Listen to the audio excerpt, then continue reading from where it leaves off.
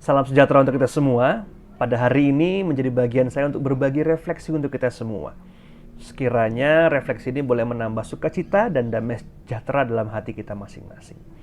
Saya memberi judul refleksi ini mengelola chaos atau ketidakteraturan.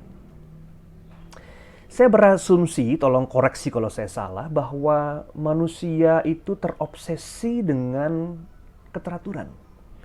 Kita mencoba mengatur semuanya supaya tertata dengan rapi. Kita mengatur suami, kadang-kadang mengatur istri, mengatur anak, mengatur istri orang, suami orang, moga-moga jangan gitu ya, itu biar orang lain yang mengatur gitu ya. Kita mengatur gereja, ada banyak peraturan, SOP dan sebagainya supaya semuanya rapi, jelas jalannya.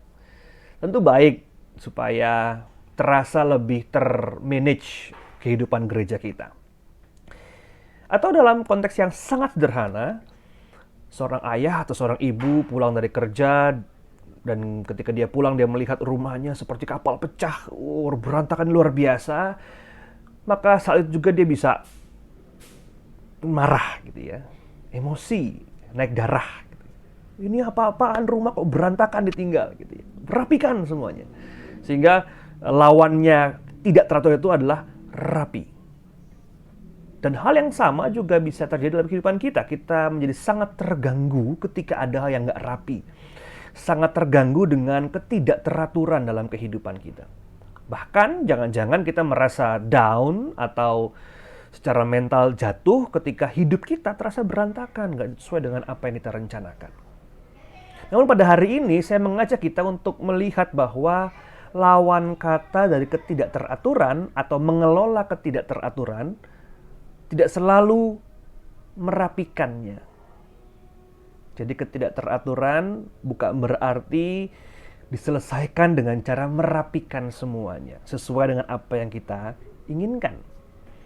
Nah, saya mendasar refleksi saya dari Kejadian 1, sebuah ayat yang sudah sangat kita kenal. Izinkan saya untuk membacanya kembali.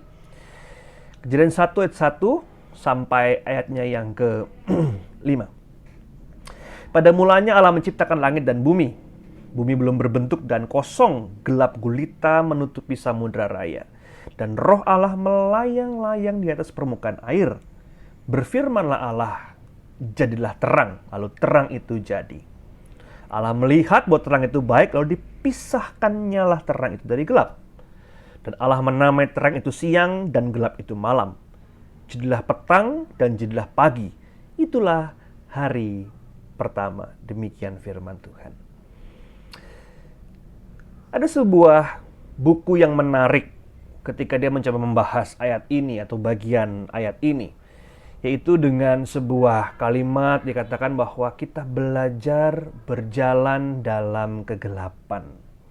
Dan ini yang paling penting dikatakan. Bahwa ketika terang, kita berjalan dengan memakai atau mengandalkan indera penglihatan kita. Pertama bagi kita yang punya penglihatan cukup baik, gitu ya, kita mengandalkan penglihatan kita. Sebaliknya ketika malam dan gelap dan penglihatan menjadi sangat tidak terandalkan, maka kita memakai fungsi indera yang lain, yaitu biasanya adalah pendengaran, raba atau merasakan begitu ya, dan juga hati yang peka. Dengan demikian bagi buku ini dia mengatakan bahwa sebetulnya gelap dan terang itu bukan dua hal yang saling bertentangan. Karena nggak jarang, terang itu baik, gelap itu buruk gitu. Bukan itu sebetulnya bagi dia. Namun di saat gelap, itu seperti sebuah undangan dari Tuhan dengan mengatakan, cobalah kini mendengarkan lebih banyak, merasakan dengan lebih peka, namun juga menjangkau dengan lebih jauh. Di saat gelap kita selalu mencoba untuk tidak terpaku pada penglihatan kita, namun terpaku pada apa yang kita rasakan sebagai umat Allah di tengah-tengah dunia ini. Nah, konsep ini bisa kita letakkan dalam konteks pandemi yang sudah berjalan setahun lebih ini. Pandemi membawa banyak hal dalam kehidupan kita. Kita mungkin kehilangan orang yang kita sayangi, kita kehilangan sahabat, teman, kita mungkin kehilangan kesempatan untuk bertemu dengan orang-orang kita cintai. Banyak sekali hal yang nggak bisa kita lakukan. Seperti sebuah chaos, ketidakteraturan yang nggak begini hidup saya harusnya. Saya menginginkan hal yang berbeda. Jalan-jalan nggak bisa, ngopi-ngopi cantik nggak bisa, kumpul-kumpul cepika-cepiki, apalagi itu udah hapus begitu ya. Dan kita nggak tahu sampai kapan. Kalau saya menempatkan pembacaan kita tadi dalam konteks pandemi, Tuhan ingin mengatakan kepada kita, menurut saya, bahwa berhentilah mengandalkan penglihatanmu itu. Namun mulailah mengelola kekacauan ini dengan mendengarkan lebih banyak dan merasakan lebih dalam di masa pandemi ini. Dengarkanlah apa yang Tuhan inginkan dalam kehidupanmu dan rasakanlah apa yang sedang Tuhan rasakan pada saat ini. Dengan demikian, ketika kita mengalami sebuah kekacauan dalam hidup kita, terasa guncangan yang begitu hebat dalam hidup kita, terasa ada hal yang begitu mengganggu dalam kehidupan kita. Mungkin itu bukan saatnya untuk kita melawan dan mengatakan aku ingin membereskan semuanya. Namun justru aku ingin berjalan di dalam proses ini dengan mengandalkan Tuhan. Bahwa pada saatnya nanti terang akan datang. Namun di dalam gelap ini adalah saatnya aku mengandalkan yang biasanya nggak kuandalkan. Telinga, meraba gitu ya, atau menjalar begitu biasanya kalau lagi jalan. Namun juga merasa dengan lebih peka. Menempatkan diri kita dengan lebih dekat kepada Tuhan.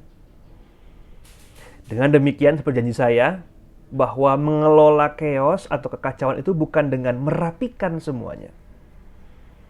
Namun dengan mengandalkan hal yang berbeda dalam kehidupan kita. Pandemi ini tidak untuk dilawan, tidak untuk dirapikan, namun untuk dijalani.